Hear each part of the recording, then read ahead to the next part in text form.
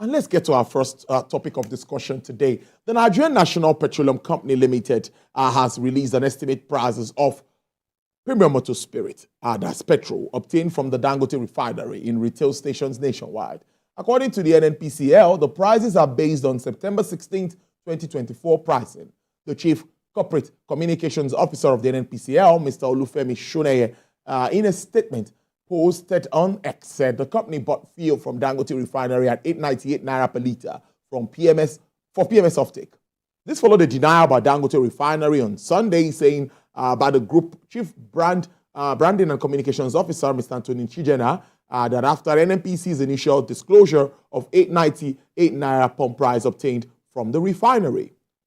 What the refinery had on Sunday also described the disclosure made by the NNPC, saying it was misleading. NNPC still stands on it, and they say that is what they bought there. That's the amount they got the product. Now, the refinery is urging Nigerians to disregard this and expect a formal announcement on the pricing by the Technical Subcommittee on Naira-based crude sales to local refineries. Let's start our conversation this afternoon, and I have joining us to discuss this issue and other developments around Nigeria's oil and gas industry, Mr. Ademola Adigun, an energy expert, Chief Executive Officer, HAE Consultancies. Thank you so much. It's good to have you in. Thank you, Tolu. Thanks for inviting me.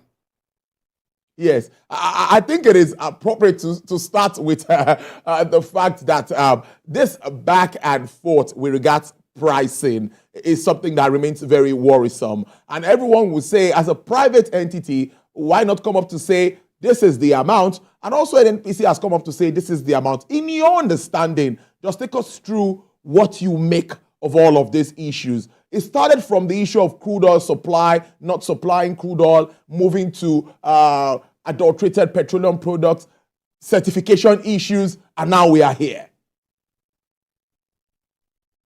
Well, I think too much has been made of the Dangote refinery and supply to Nigerians. That's why it's becoming political.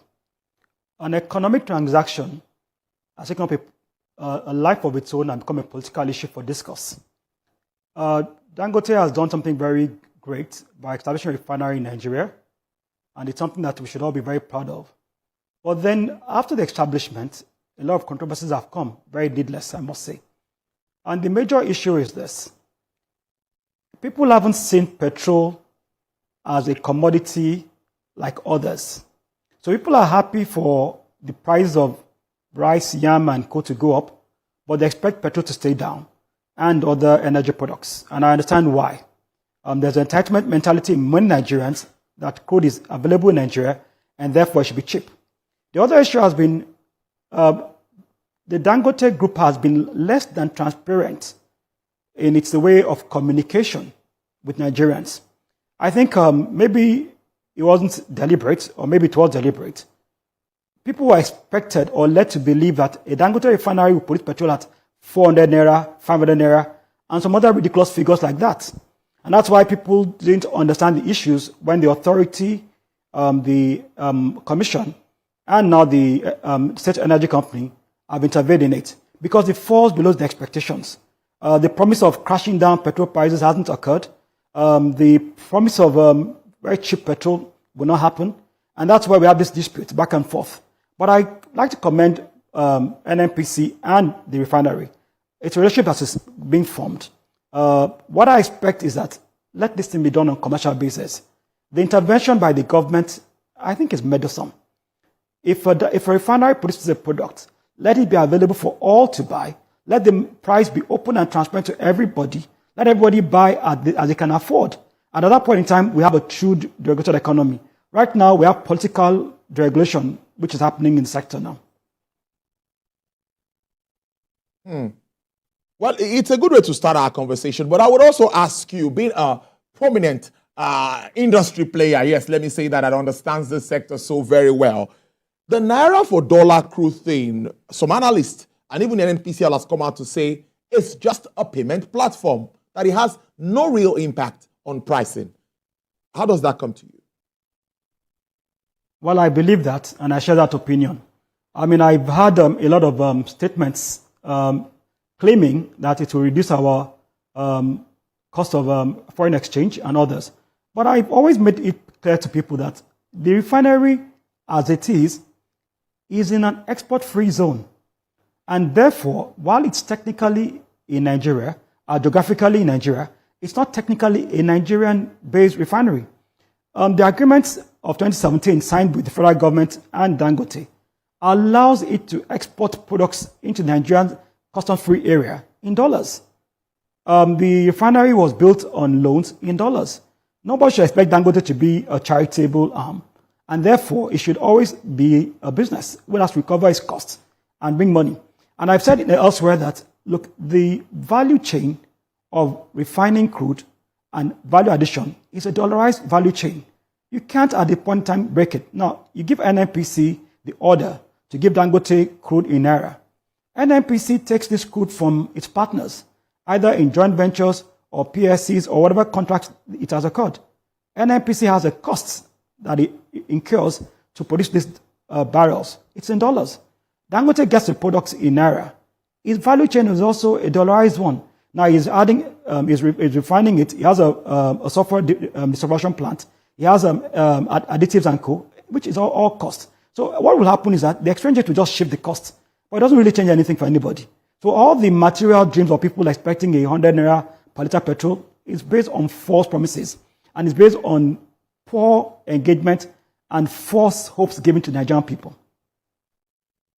Now, I also like to put this to you. The issue of being a regulator and a player. We know clearly that the PIA has stated that the NNPC is now like a private entity like other companies operating in the industry. But at the same time, it says they are the supplier of last resort. So what is your understanding of the role of a regulator and also a player in this market? I think that is off it if we are to follow the PIA to the latter. Well, I need to be very careful with what I say right now because my friends in NNPC don't like it when I say they're still a quasi-regulator. But it's historical. NNPC has been in the industry for longer than the new agencies. I mean, we had a DPR, now we have a commission. We never had a downstream regulator before. We had quasi-regulators in PPRA, PEF, a fund, and others. So we just have an authority which is new by the PIE. It takes time for it to form and storm. So you're still getting his hands on it. Now, the burden of being a supplier of last resort put on NNPCL by the PIE also makes it play some quasi-regulatory function in a way. And that's why NNPC is burdened by many policies of government. I mean, I read a lot of people really criticizing NNPC, abusing NNPC, but NNPC doesn't make its own laws.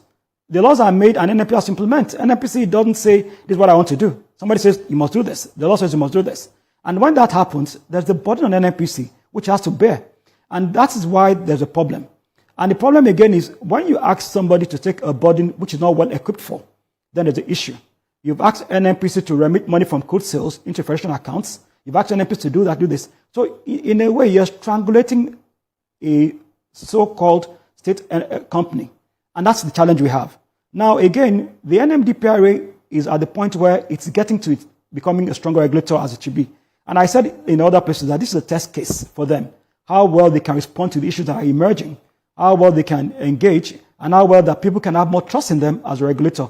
But these things will take time. Remember, the PIA is just about 2 years old, and the implementation has not been as good as ought to be. There are gaps in implementation. And that's where the problem lies and challenges lie in. So I think NNPC is burdened by government policies. I'm not excusing it for its own inefficiencies, but I'm saying more of the problem comes from what the burden is on by law, which is an issue. Now, if a product comes in or arrives the country at a particular cost and is sold as a particular cost, there is somebody actually bearing that differentials. But Nigerians are now also asking, if we look at this template, does it look like subsidy is totally gone now? Because some months back, it was clear that we still had some differentials. So with what you see and this mathematics put together, does it look like it's gone? And if it's gone, do you think that private marketers will want to come in to play now at this time in the market? I don't think subsidy is gone. I like the words you're using, and we're being very politically correct. Whenever the landing cost of a product or the production cost of a product is less than the sale price, there is subsidy. Whatever you call it, whether under recovery or differentials, it's just semantics. There is subsidy. My understanding is, as of today, looking at international prices of product and plant prices, a liter of petrol should sell in the local market. And I'm not looking for the anger of Nigerians. I'm here to give opinion. About 1,001 to 1,200. Now, any differential in that price is being borne by somebody. Now, whether it's NNPC bearing it now, whether it's Dangote bearing it now, somebody is not paying the true price. I've asked the question severally. When we deregulated diesel, has there been any scarcity of diesel in Nigeria? And the prices fluctuate. You can buy diesel 1,150, 1,200, and the quality also differentiates. You can buy different qualities of diesel in the market. That is what I hope will happen in the petroleum sector.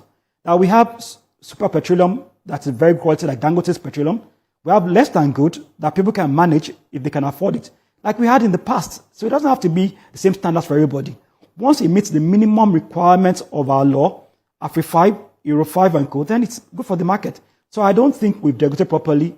And until there's food regulation, you will still have some level of subsidy. You still have players who can access their products. You've heard Dapman challenging Dangote of selling his products higher to them than to international markets. There's a $50 extra for Nigerian markets. Again, that's a problem. So you haven't got to the point where the market has full maturity. And what needs to happen for Nigerians to have the best benefits is food regulation. I also accept that there will be some pain on Nigerians based on the fact that historically we've had direct subsidy for so many years, and the price of petroleum products affecting prices and inflation. But we have to grow the economy, and we have to ensure that we cut waste and cut corruption as much as we can. What is happening with the current state is not going to make it happen. That's my view on that. Did you touch on the market has also been interested? Because the marketers also want to do this business. That's what they used to do before now. Well, no marketer can do business when NNPC can sell the product cheaper than it brings it in. So, for instance, if I bring my petrol from Venezuela or anywhere, and it comes here and lands at 1,100, and NNPC is selling its own at 950, 945, who's going to buy my own? So I'm burdened by the fact that a major player that has major resources, that has access to government funds, it can do better than I am. And one of the things that's happening right now, and I must say that this because on this program, the government is crowding out the private sector in many areas.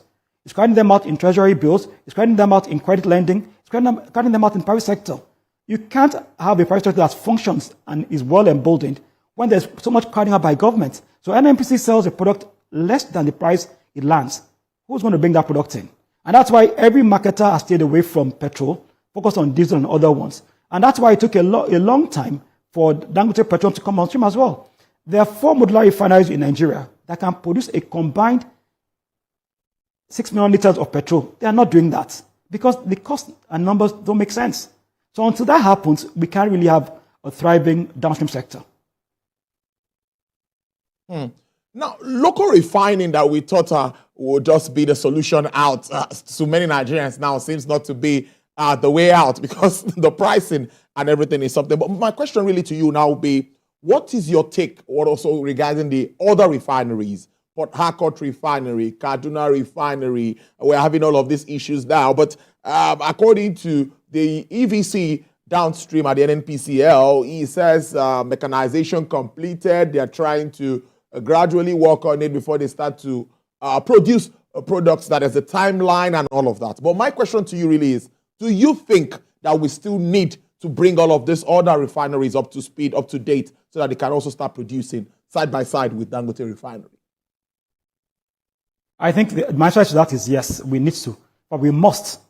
The petroleum policy signed by President Buhari envisages a time when all the crude in country will be refined locally. All the crude. Now we stop exporting crude. You see, when you export crude, you lose a lot of value. For every barrel of crude you export, there's 1,110% loss in naira value or dollar value to your country. So once you start refining crude locally, why not then supply West Africa? Why can't Nigeria take the place of Togo? Lomé is now becoming a hub of products. Lomé that doesn't have any crude. It's taking an advantage Nigeria doesn't have for many reasons. The more refineries Nigeria has, the better for us. Singapore doesn't have any crude. They have 11 refineries. There are many countries that can't compete with us in terms of our refining margins. The refining margins in Nigeria are the second best in the world. I can say that as a fact. Now, with that refinery margins, that means we're in a proper place to export to Africa, Middle East Africa, and all our other surrounding regions. All the good agreements we have with Jamaica and others for good sales can be replaced with product sales, which has more value to us. So, as more refineries that can produce both for local consumption and for export, the better for us. Dangote might not even need to supply Nigeria anymore. Dangote can produce what is best at doing, export product supply, which has an advantage. You heard last week that the refinery in Britain, the last one, is being closed down because it can't compete with refineries in Asia and Africa. And the more refineries that happen here, the more advantage you have. I mean, Warri, Kaduna, Port Harcourt 1 and 2 are very, very well designed refineries. And they are younger, and I must say this on air, than the youngest refinery in Europe. So when people say, refineries are old, no, the problem in refineries business in Nigeria has never been the age of refineries. It's been a lot of political, technical issues and supply chain issues based on even the pipeline and others. Once those can be fixed, the market is there. The more we can take in all the crude we produce, the 1.5 or 1.6 or 1.7, or the plant 2.1 or 2.2 locally, the better for our economy. So Adigun, it's interesting. And having you speak around these issues, for me, always very interesting and educating. What's the outlook? CNG to the rescue. Do you think that can help address some of the shortfalls as we wrap up this segment? Well, CNG is a great innovation of the government. And I like the fact that the government is pursuing it aggressively. I also like the fact that they're making the cost of retrofitting cheaper. But there's still a lot of issues. It can work in some areas right now in the country based on logistics. It can work in many other areas in the country. And then for the transport section sector, the space the tanks occupy in booths takes away the luggage compartment capabilities of public transport. That has to be looked into. But again, with every technology, as it goes further, it becomes better and becomes cheaper and long run. It's a good issue. We also have to think about gas availability. I mean, Nigeria is actually a gas country with crude oil. We have more gas than crude, and we have more advantages in gas than crude. But somehow, we've not developed crude because the crude market has been obscuring gas. So I think CNG is a good initiative, but a lot more effort. It won't happen overnight. It will take a lot of time or some time before people embrace it. The initial skepticism will occur. The initial complexities will happen. But as more people embrace it, then we can have less dependence on petrol and we can have cheaper sources of energy for the people. But it won't happen overnight. But as of today, it's a good direction and a good initiative of government. And you think government is also creating an enabling environment to attract the needed investment? Investment in that space is also very capital intensive. The enabling environment currently now is challenging. It is very challenging for every sector. Not only the oil and gas sector, it's challenging for FCMG goods, for the banking sector. I've told you about the crowding out of treasury bills and how much government is paying as interest rates and the high cost of borrowing and other things. So that's also a challenge as well. And for gas, there's some new fiscal incentives government has designed outside the PIA, which it should incorporate to the PIA properly, which normally should attract better investments. But not one thing brings investors alone. The security is a big challenge for everybody. Nobody wants to go to anywhere where you're laying pipelines, and you can be killed or hijacked. That must be checked as well. So the environment is still a big challenge for others. But I want to be positive because a lot of times we're a little bit too negative. We're moving slowly towards that place.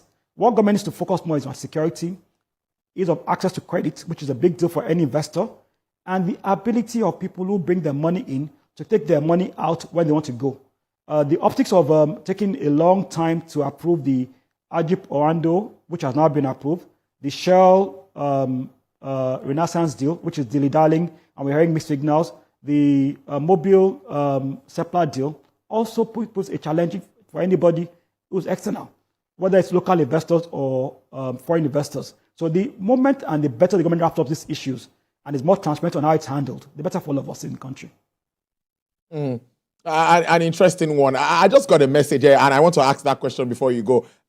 Some are saying, yes, freight is off this. Transport costs some of these payments to Nimasa and all should be off this PMS coming to Dangote Refinery. So why are we not getting it less? Well, I just think you can just help us so that the person can understand what that means.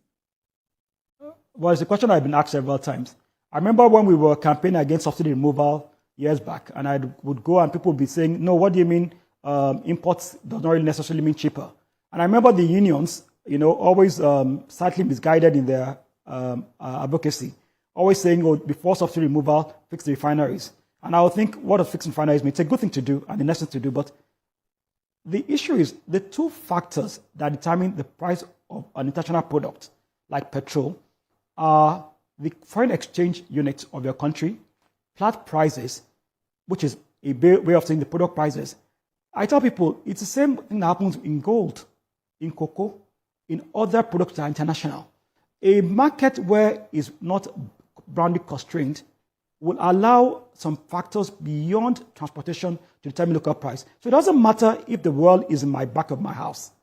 Once the product I produce is such that I can serve a lot of markets, I'm not compelled to sell at lower than cost. And when the cost is from crude, I said it earlier, let me explain it. When crude is above $60 per barrel, refineries don't make a lot of margins. The optimum price for a refinery to make margin is less than $60. Anything above that, you struggle. Refinery businesses are not that profitable. You make a margin of 1.1, 1.3 at the best of times. And that's why refineries close up around the world. Now, when you have crude at price of 78, 72, 79, there's a limit to what profitability a refinery can make. Now, refining locally doesn't change what the cost of barrel of crude is. Now, whether you now say, let's give this crude in Naira, you're using exchange rates. So you're not even giving it in Naira. What you're just changing is nomenclature, because you're going to convert that barrel from whatever currency into your currency using a dollar exchange rate. Then secondly, when you look at a refinery of margins, so it's $3 to $4 to refine a barrel of crude. That itself has some cost inside it. And that's why in Dangote's template, after the product came out at $766, you added some other things to it. It came out down to $850 something. And that's how it happens everywhere in the world. So any product that is international in outlook, that is dollar denominated, that Marcos construct is not local, has those certain priorities. And that's why you can check on your laptop now, what's the ton price of gold? What's the price of this? What's the price of silver? What's the price of platinum, uranium? It's the way it works with food as well. So it doesn't change the fact that you're refining it in your country. The Nimasa costs, the NPA costs and co are very little. Even if government took them out, the differential will be very little. But again, you also remember that these agencies have to make revenue as well. And Nimasa has its role to play in the oil and gas sector. It has to have revenues to do that role. It doesn't have subvention from government as much as it ought to have.